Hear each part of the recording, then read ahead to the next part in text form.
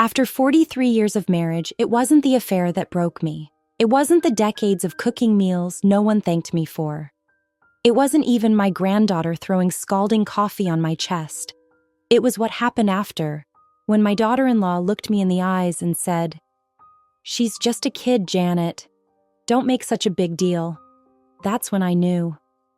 I walked out the door with nothing but my purse and a lottery ticket they didn't know about. Sometimes the most valuable thing you can take isn't money. It's your self-respect. This is how I found myself at 63 when everyone thought I was too old to start over. It was Zara's 7th birthday. The house buzzed with children's laughter and the chaotic symphony of wrapping paper being torn apart.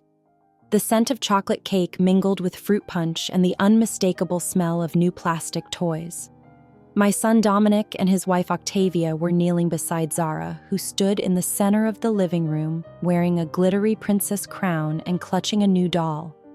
My husband Thaddeus was slumped in his favorite armchair, scrolling through his phone, occasionally glancing up with a rehearsed smile.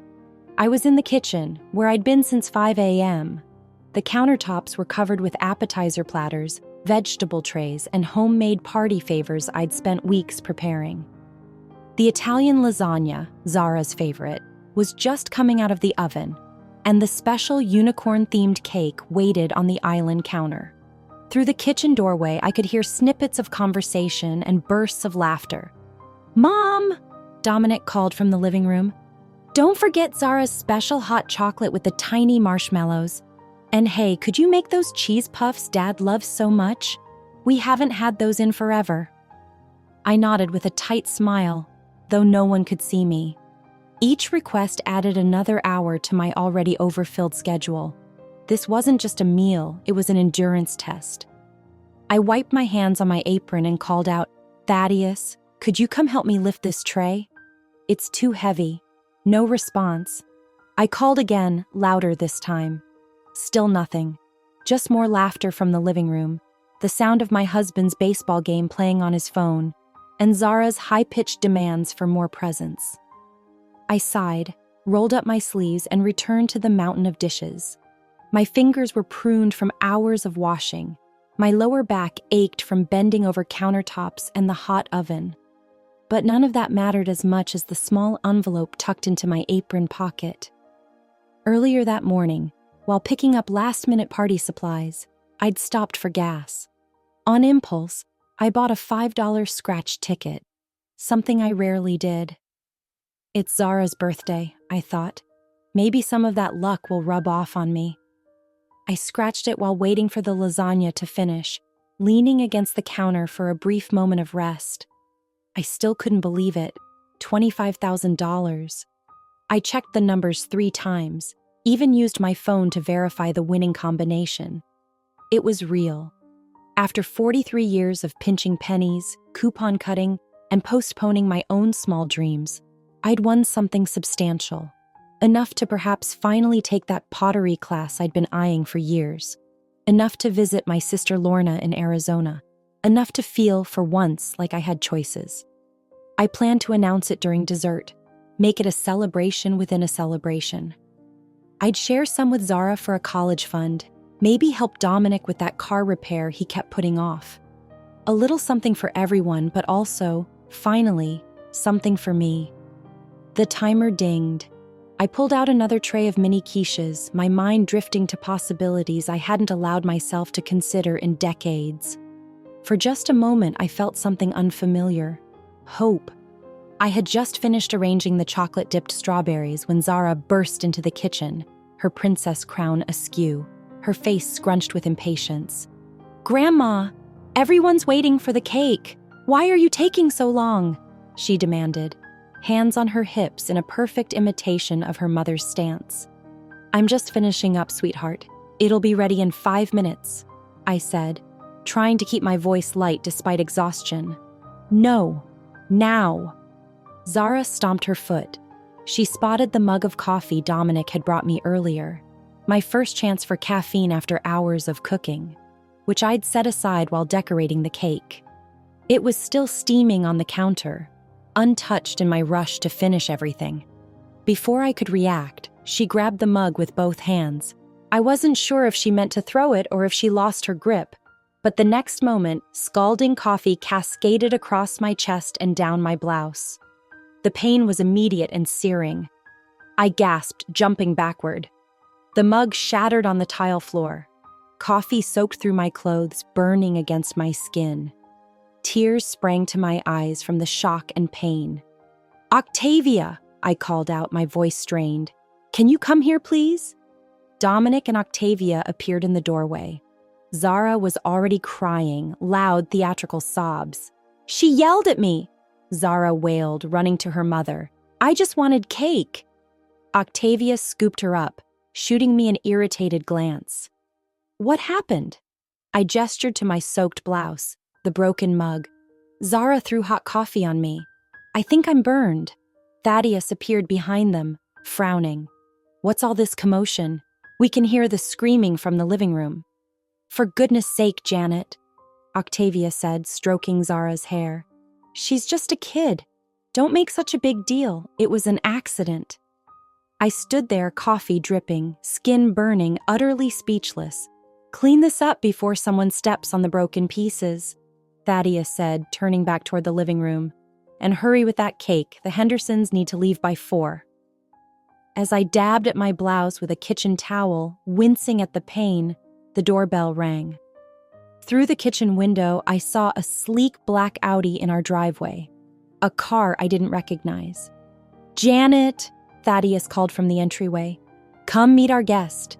Guest? We hadn't discussed inviting anyone else. I quickly changed into the spare blouse I kept in the laundry room, applied a cold compress to my chest, and made my way to the front door, still dazed from the burn. Standing beside Thaddeus was a woman I hadn't seen in decades, Sylvia Lowell. Her platinum blonde hair was expertly styled, her clothing expensive and tasteful. She'd aged well, unlike me, with my discount store clothes and home haircuts. "Janet," she exclaimed with practiced warmth. "It's been ages." She air-kissed my cheeks, her perfume overwhelming. I struggled to keep my expression neutral. Sylvia had been Thaddeus's college girlfriend, the woman he dated before his parents had pushed him to marry sensibly, meaning me, with my practical nursing degree and respectable family. "Sylvia," I managed. "What a surprise." "I was just passing through town and thought I'd drop by. I heard about little Zara's birthday from Thaddeus's Facebook posts." She handed over an elaborately wrapped package. "I hope it's not an intrusion." Thaddeus beamed. "Never. Come in, come in. We were just about to have cake." It was then I noticed their body language, the way he guided her with a hand at the small of her back, the private smile they exchanged. The ease between them spoke of recent familiarity, not a chance reconnection. "How long have you two been in touch?" I asked, my voice sounding distant to my own ears. "Oh, we reconnected at the college reunion last month," Sylvia said casually. "Been catching up ever since." The reunion Thaddeus had attended alone, the one he'd been mysteriously quiet about. Something cold and heavy settled in my stomach as I watched them walk together into our living room, Thaddeus already calling out, "Zara, come meet your Aunt Sylvia." I watched in stunned silence as Zara bounded over to Sylvia, immediately captivated by her sparkly bracelets and designer handbag. Octavia circled them like a satellite, eagerly introducing herself and commenting on Sylvia's absolutely gorgeous shoes. "Janet," Dominic called from the dining room, "where's that cake? Everyone's hungry." I returned to the kitchen, my movements mechanical, my mind spinning. My skin still throbbed from the burn, but the ache in my chest had nothing to do with the coffee. As I lit the candles on Zara's cake, I overheard Sylvia in the living room. "Oh, Zara, sweetie, what a beautiful crown. You know, I have a niece just your age. I took her to Disney World last summer. We stayed in Cinderella's castle." Zara gasped audibly. "Can you take me too?" Sylvia laughed, that tinkling sound I remembered from college parties. "Well, we'll have to see about that." I carried the cake to the dining room where everyone was now gathered. Sylvia sat next to Thaddeus at the head of the table, my usual spot. No one seemed to notice or care. "Finally," Octavia muttered as I set down the cake, "we were about to start without you." I watched Sylvia lean in to whisper something to Thaddeus, watched him throw his head back in genuine laughter, a sound I hadn't heard in years. His eyes crinkled at the corners, the way they used to when we were young. Dominic tapped his glass with a spoon. "Let's sing Happy Birthday to Zara." As everyone sang, I stood slightly apart, holding my burned chest. No one asked if I was okay. No one noticed I wasn't singing. I looked around the table at my family, all gravitating towards Sylvia like she was the sun and they'd been cold for years. Something inside me shifted then, like a foundation stone cracking under too much pressure. This wasn't my place anymore. Perhaps it never had been. After Zara blew out her candles and the cake was served, I slipped away to the bathroom. My chest was an angry red beneath my blouse. I needed cold water and burn cream, but both would have to wait.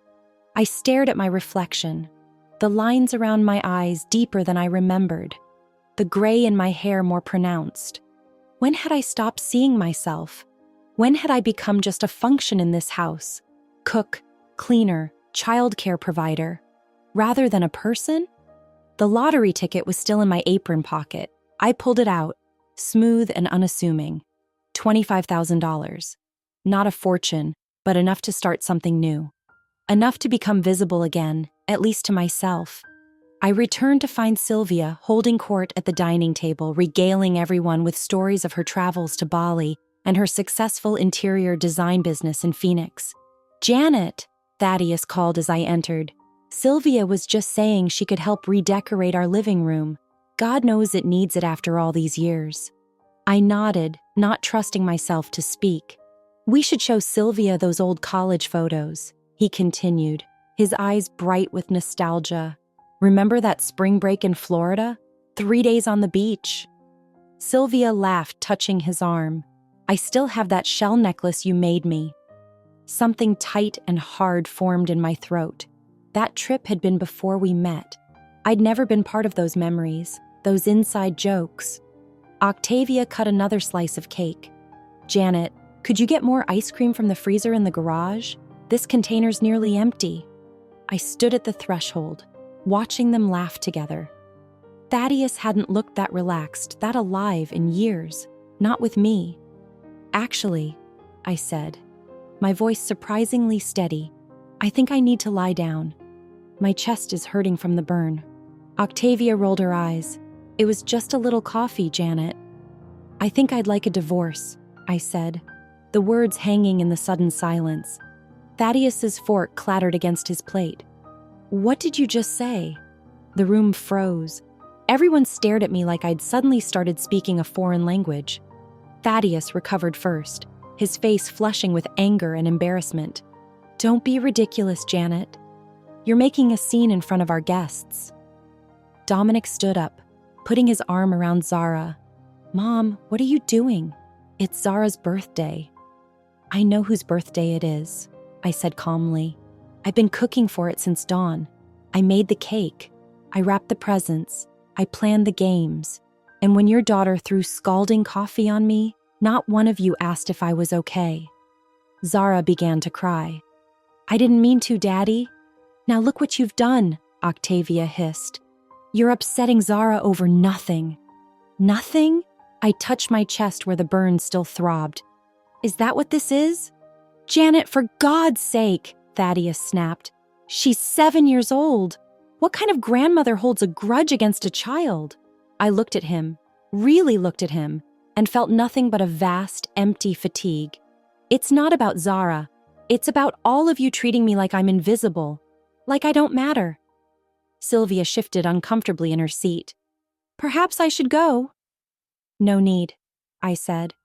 "I'm the one who's leaving." I walked toward the coat closet, my mind suddenly clear. Thaddeus followed, grabbing my arm. "What the hell are you talking about? Where do you think you're going to go?" "I don't know yet," I said, pulling free. "But I know I'm not staying here." His face darkened. "You're 63 years old, Janet. This isn't some movie where you walk out and find yourself. This is real life." Zara ran to us, her face streaked with tears. "Grandma, don't go. I'm sorry about the coffee." She flung herself at me, clutching a fresh mug of hot chocolate Sylvia had just made her. The liquid sloshed over the rim as she collided with me, splashing across my already burned chest and down my pants. I cried out in pain, stumbling back. The second burn was worse than the first. "Zara!" Octavia rushed over. "Are you hurt? Did the hot chocolate get on you?" No one looked at me. No one asked if I was okay. I knew then with absolute certainty, I was done. I grabbed my purse and car keys, my movements quick and purposeful despite the pain. My clothes were soaked, my skin on fire. "Janet, this is absurd," Thaddeus called after me. "Where do you think you're going to go? Who's going to take you in at your age?" I didn't answer. I walked out the front door, closing it firmly behind me. The afternoon air was cool against my wet clothes, making me shiver. I got into my 10-year-old Honda, the car Thaddeus always complained was an embarrassment, and drove away. First, I went to the urgent care center. The doctor, a young woman with kind eyes, examined my chest and abdomen. "These are second-degree burns," she said, applying a cooling gel. "How did this happen?" "An accident at a family gathering," I said, the words sounding hollow. "Would you like me to call someone for you?" she asked, noticing I was alone. "No," I said. "There's no one to call."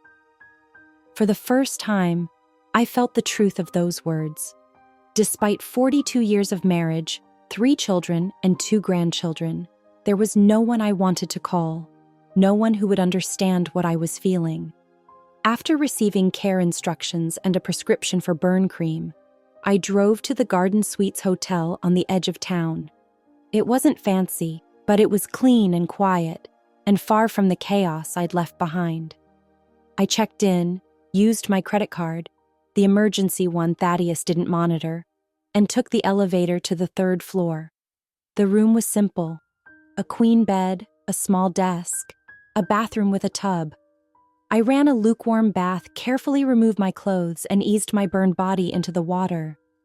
The pain ebbed slightly, replaced by an overwhelming exhaustion. As I soaked, my phone buzzed repeatedly. Texts from Dominic. "Mom, where are you?" "Dad is furious." From Octavia. "You ruined Zara's birthday. Hope you're satisfied." From Thaddeus. "Stop this nonsense and come home now." I turned off the phone and submerged it in the glass of water on the bathroom counter. The screen flickered, then went dark. For the first time in decades, I was completely unreachable. The silence felt like a gift. The next morning, I bought a prepaid phone and called my sister Lorna in Arizona. I hadn't spoken to her in months. Thaddeus had always complained about her liberal ideas and discouraged our relationship. "Janet?" She sounded shocked to hear from me. "Is everything okay?" "No," I said honestly, "but it will be.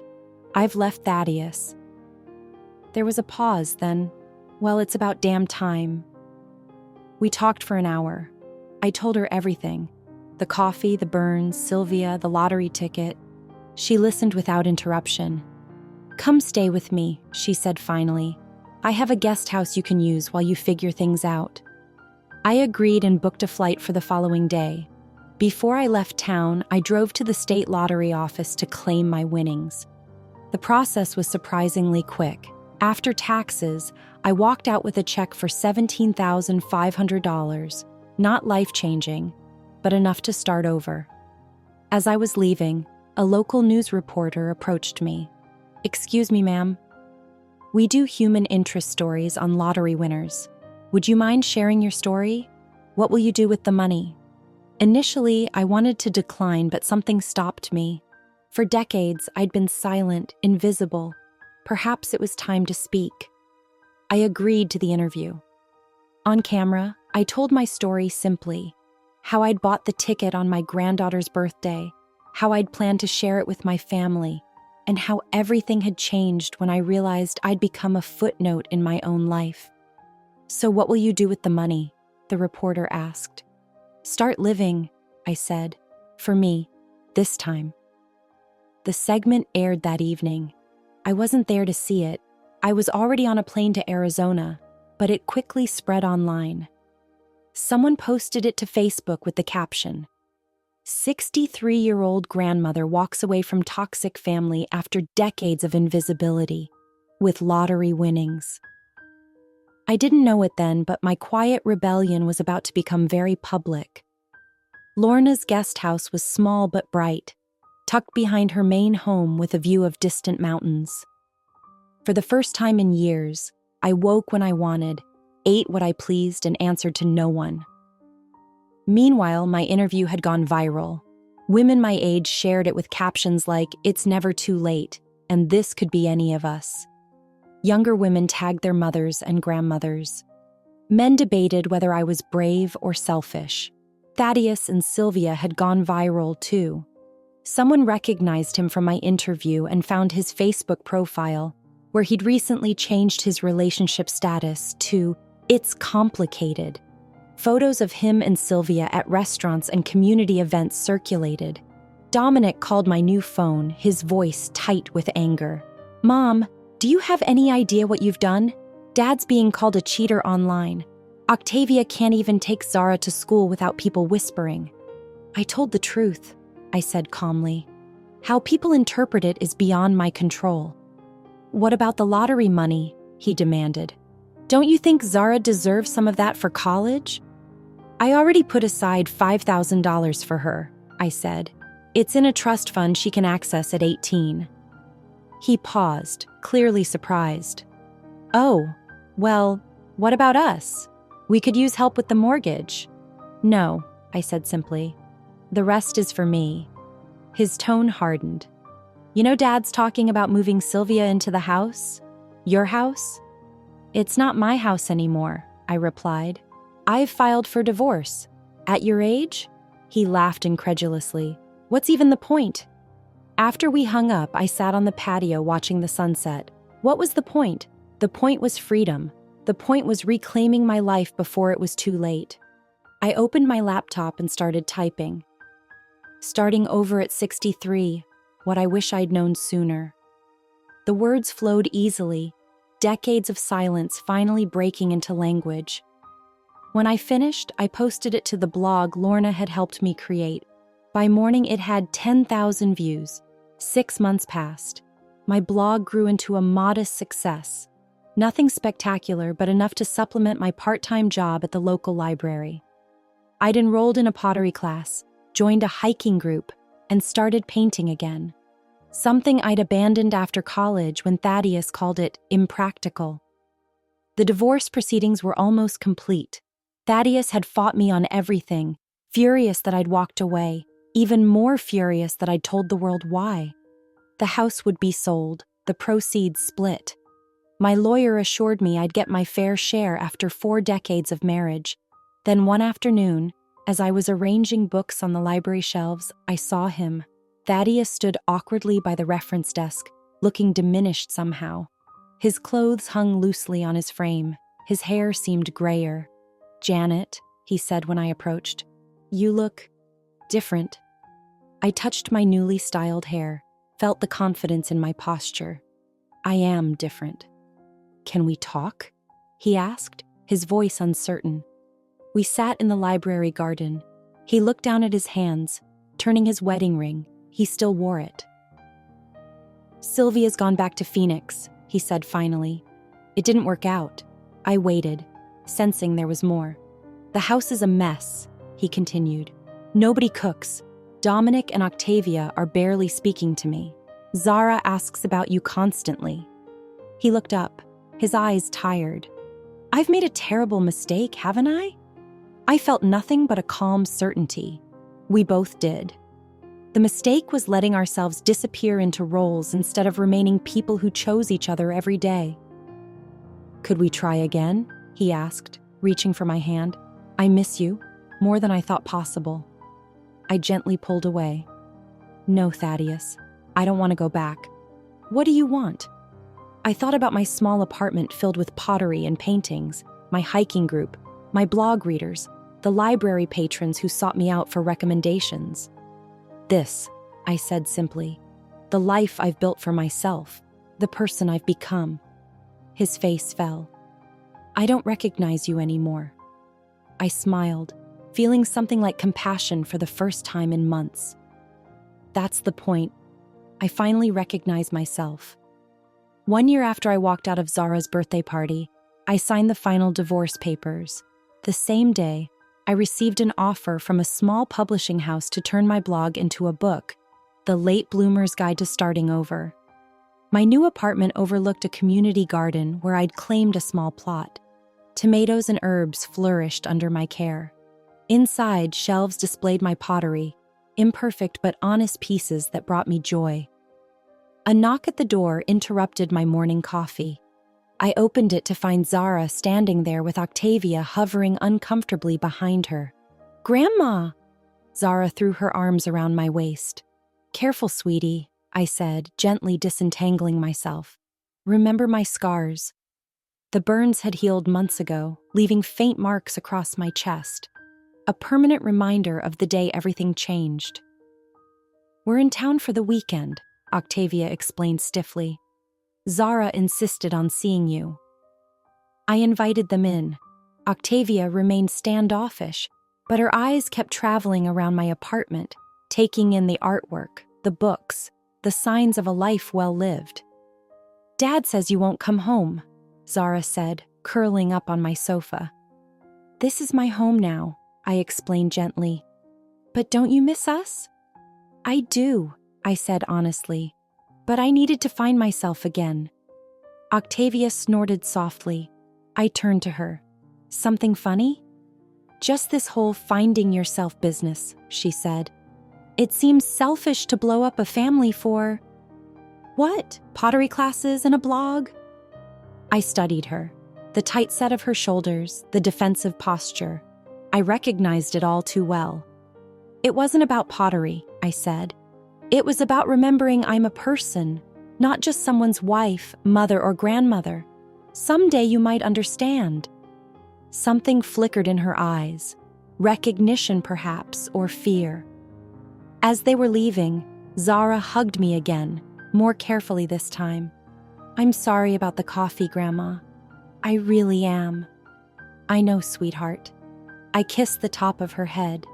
Some accidents change everything, sometimes for the better.